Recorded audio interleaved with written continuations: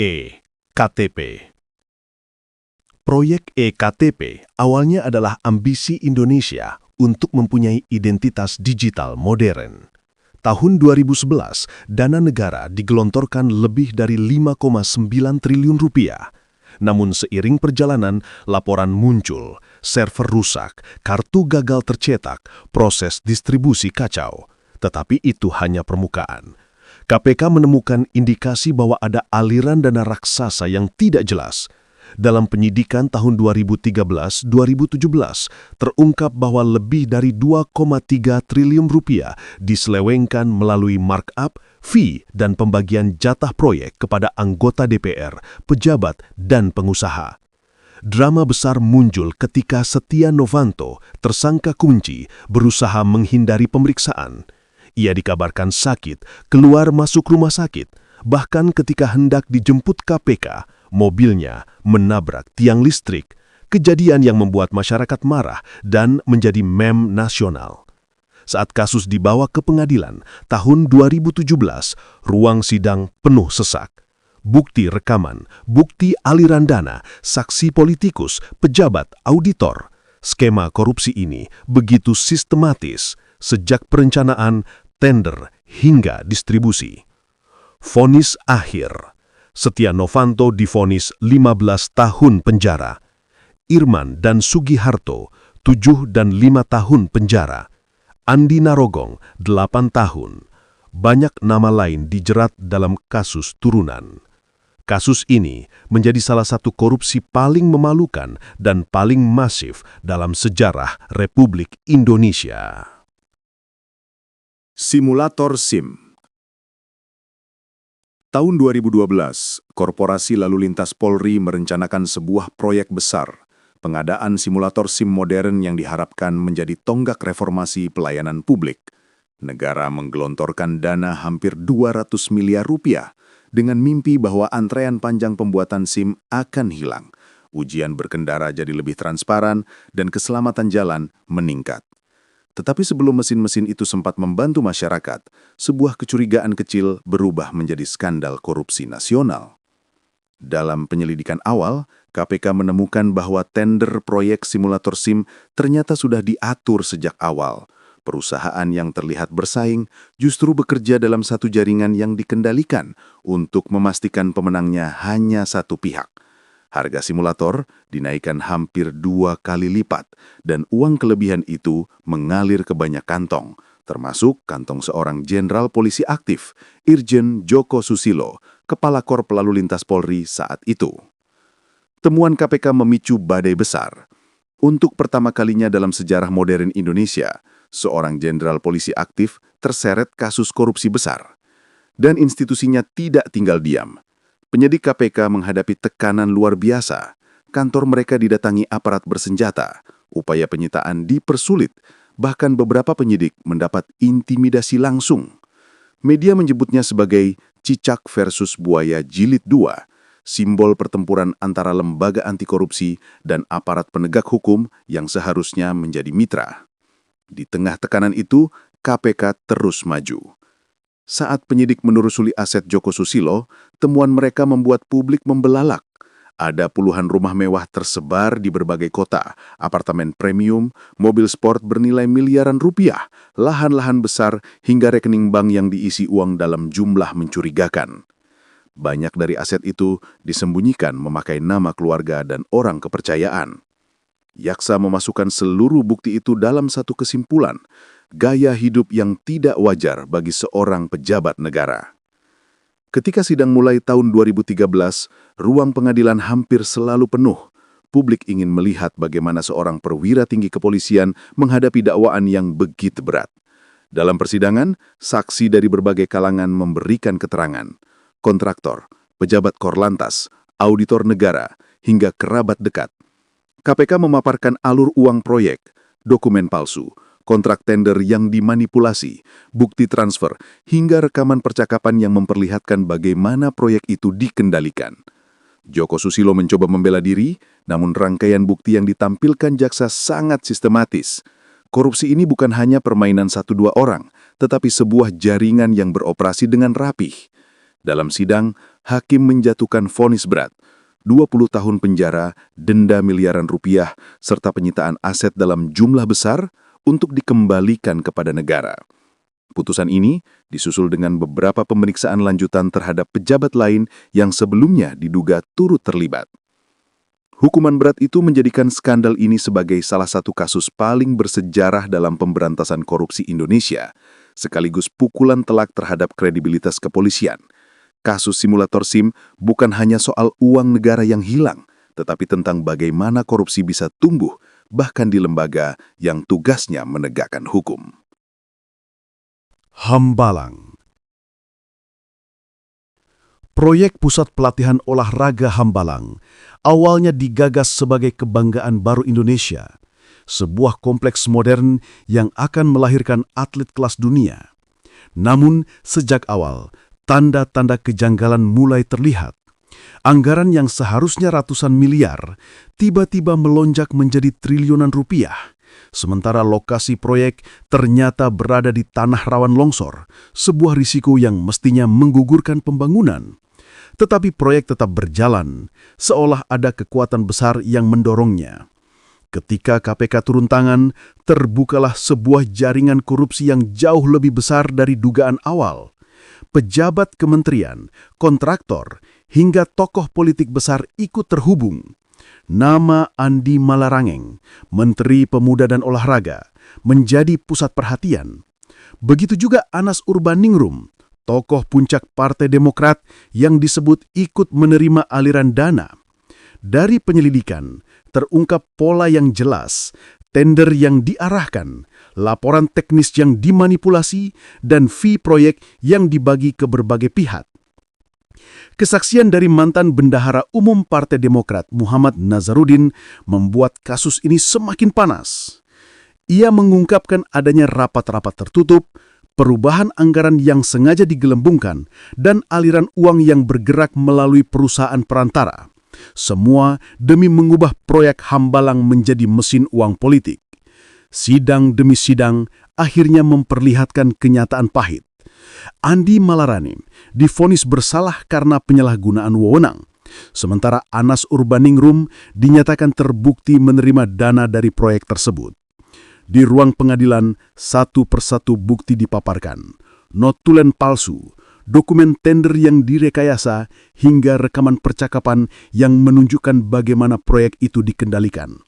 Yang paling menyakitkan bagi masyarakat adalah pemandangan Hambalang itu sendiri. Alih-alih menjadi pusat pelatihan kebanggaan, kompleks itu berdiri layaknya kota mati. Bangunan retak, tiang-tiang miring, tanah ambles, dan fasilitas yang tak pernah terpakai. Triliunan rupiah melayang tanpa menghasilkan apapun untuk atlet Indonesia.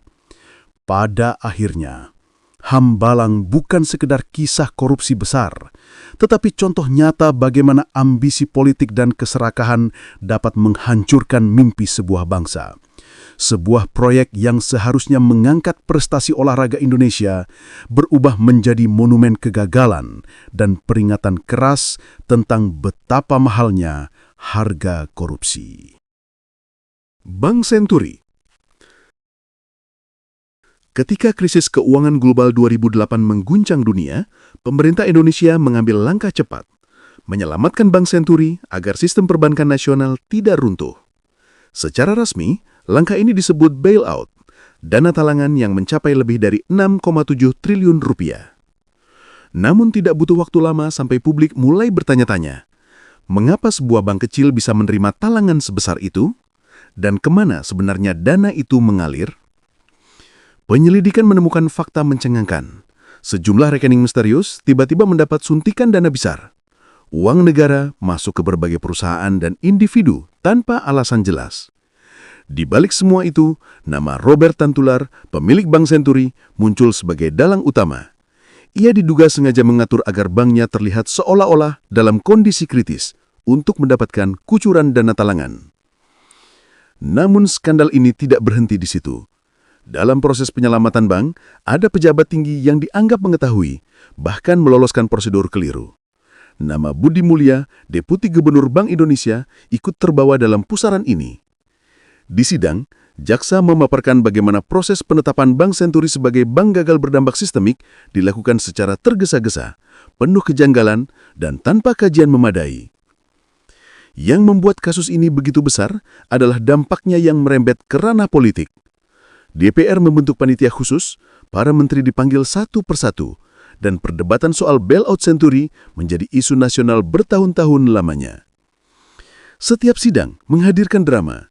Saksi bangkir, pejabat, mantan menteri, semua memberikan keterangan yang kadang saling bertentangan. Selama persidangan, bukti aliran dana dipresentasikan dengan detail. Transaksi lintas negara, rekening perusahaan cangkang, hingga pembelian aset pribadi menggunakan dana talangan. Perlahan, gambaran besarnya mulai terlihat. Bailout yang semestinya menyelamatkan bank justru dimanfaatkan untuk memperkaya sekelompok pihak yang bermain di balik layar. Pada akhirnya, pengadilan menjatuhkan hukuman berat. Robert Tantular divonis belasan tahun penjara dari beberapa kasus yang saling terkait. Budi Mulya juga dijatuhi hukuman karena dinilai melanggar prosedur dan membuka celah bagi penyelewengan dana. Namun meski hukuman telah dijatuhkan, skandal Bank Senturi tetap menyisakan banyak tanda tanya tentang siapa saja yang benar-benar mendapat manfaat dari triliunan rupiah itu dan seberapa jauh permainan ini sebenarnya berlangsung. Hingga kini, kasus ini masih menjadi simbol betapa rapuhnya pengawasan keuangan dan bagaimana keputusan yang diambil atas nama menyelamatkan negara dapat berubah menjadi salah satu skandal korupsi paling membingungkan dalam sejarah Indonesia. Mafia pajak. Tahun 2010, Indonesia dikejutkan oleh sebuah kenyataan yang tampak mustahil.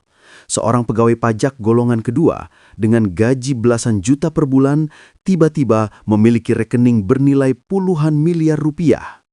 Nama itu adalah Gayus Tambunan, figur yang dalam sekejap berubah menjadi simbol betapa dalamnya praktik mafia di tubuh perpajakan Indonesia. Awalnya, kasus Gayus terdengar sederhana, dugaan penggelapan pajak. Namun ketika penyidik mulai membuka rekening dan aliran dana, semua berubah menjadi labirin besar. Perusahaan-perusahaan besar ternyata membayar Gayus untuk mengatur kewajiban pajak mereka. Laporan pajak dimanipulasi, hasil pemeriksaan diputarbalikkan, sementara negara kehilangan miliaran demi miliaran rupiah. Yang membuat kasus ini semakin gila bukan hanya jumlah uangnya, tetapi bagaimana Gayus mempermainkan sistem hukum. Saat seharusnya mendekam di tahanan, ia justru bisa keluar masuk dengan mudah. Publik gempar ketika foto seseorang sangat mirip dirinya muncul sedang menonton pertandingan tinju Manny Pacquiao di luar negeri. Tak lama kemudian, ia juga terkantap kamera sedang liburan di Bali, mengenakan wig, berjalan bebas seperti bukan seorang tersangka korupsi. Fakta ini mengungkap kebobrokan yang lebih besar. Ada aparat yang dibayar untuk membuka jalan, petugas yang disuap untuk mempermudah akses keluar, bahkan pihak internal yang menutupi pergerakan Gayus. Sidang berubah menjadi tontonan nasional. Setiap hari, publik menunggu siapa lagi yang akan terserak. Di ruang sidang, Gayus akhirnya mengakui sebagian perbuatannya.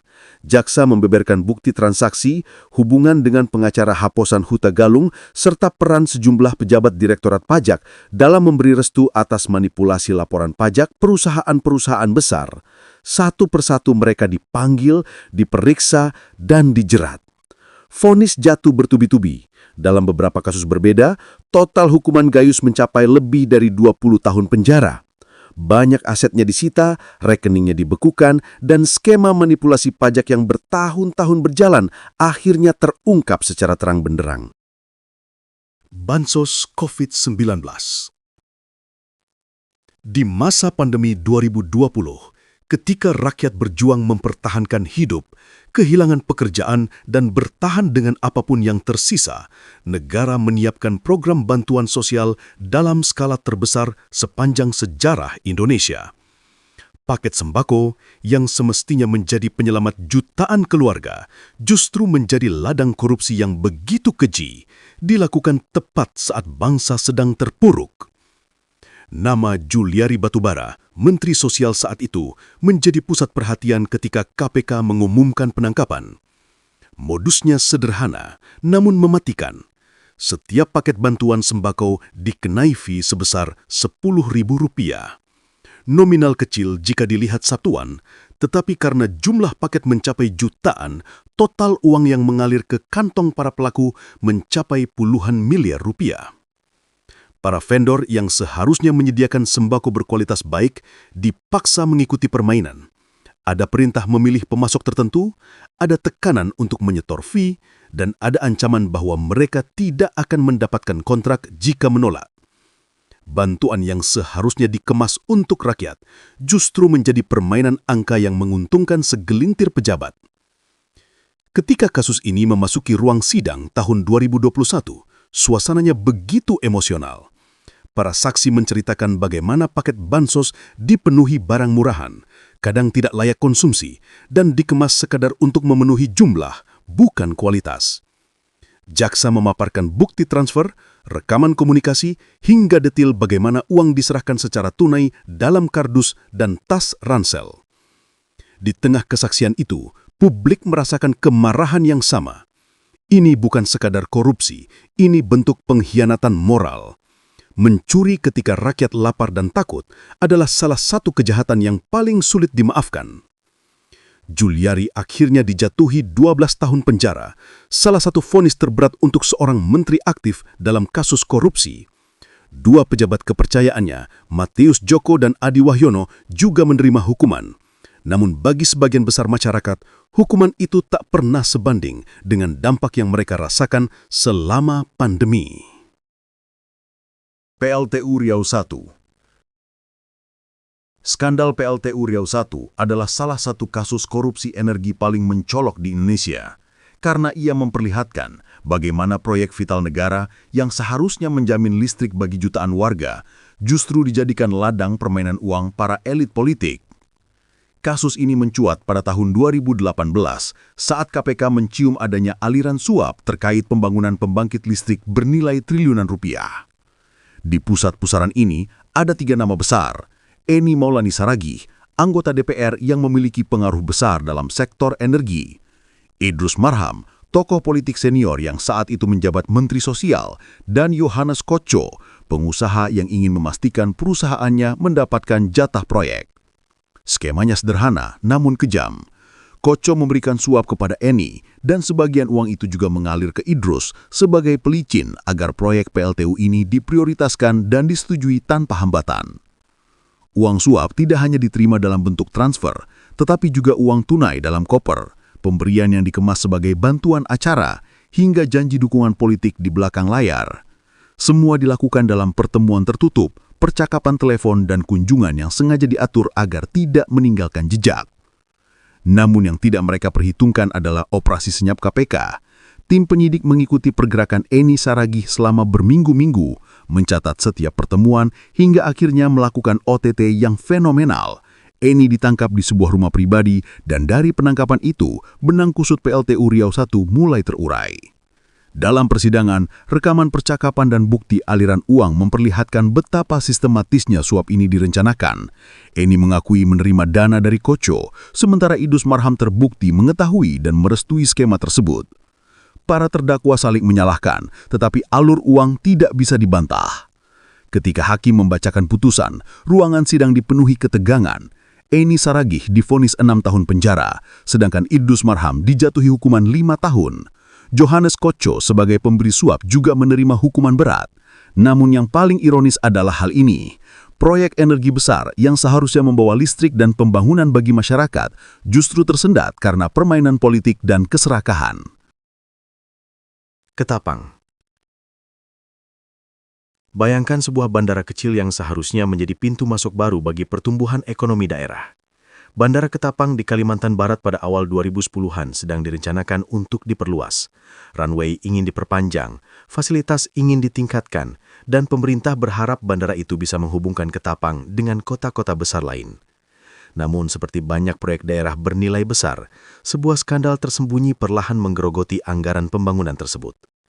Kisah korupsi ini bermula sekitar 2013-2014 ketika Kementerian Perhubungan menggelontorkan dana puluhan miliar rupiah untuk proyek peningkatan Bandara Ketapang. Pada tahap awal, proyek terlihat biasa saja. Pelelangan dilakukan, kontraktor ditunjuk, dan pekerjaan berjalan. Namun KPK kemudian menemukan sesuatu yang janggal. Harga-harga dalam kontrak proyek ternyata di markup. Spesifikasi material tidak sesuai dan beberapa laporan pekerjaan dipalsukan. Semakin dalam penyelidikan berjalan, semakin jelas bahwa proyek bandara ini bukan sekedar pembangunan, melainkan lahan bancakan. Dalam pusaran inilah nama Budi Santoso, pejabat Kementerian Perhubungan, mencuat sebagai salah satu tersangka utama. Ia diduga menerima sejumlah fee dari kontraktor untuk memuluskan soal administrasi proyek. Selain itu, beberapa nama lain dalam jajaran pengadaan dan kontraktor swasta juga ikut terseret. Polanya selalu sama. Kontraktor memberikan uang suap, pejabat menutup mata atas rekayasa proyek, dan pembangunan pun dibiarkan berjalan dengan kualitas yang jauh dari standar. Yang membuat kasus ini semakin memalukan adalah kesaksian dalam persidangan yang membongkar adanya setoran rutin yang mengalir ke beberapa oknum sebagai bentuk balas jasa. Bahkan ada bukti bahwa laporan progres pekerjaan dimanipulasi agar pencairan dana bisa dilakukan lebih cepat meski pembangunan masih jauh dari selesai. Pada akhirnya, proyek yang semestinya meningkatkan konektivitas masyarakat Ketapang justru menjadi simbol bagaimana anggaran negara dipreteli sedikit demi sedikit oleh orang dalam sistem. Para tersangka dijatuhi hukuman penjara dengan vonis bervariasi antara 3 hingga 5 tahun. Sementara negara harus menanggung kerugian yang menurut audit mencapai belasan miliar rupiah. Bandara Ketapang tetap berdiri hari ini, tetapi di balik bangunannya ada kisah korupsi yang mengingatkan kita bahwa pembangunan tanpa integritas hanya akan melahirkan bangunan tanpa kokoh dan kepercayaan rakyat yang makin rapuh.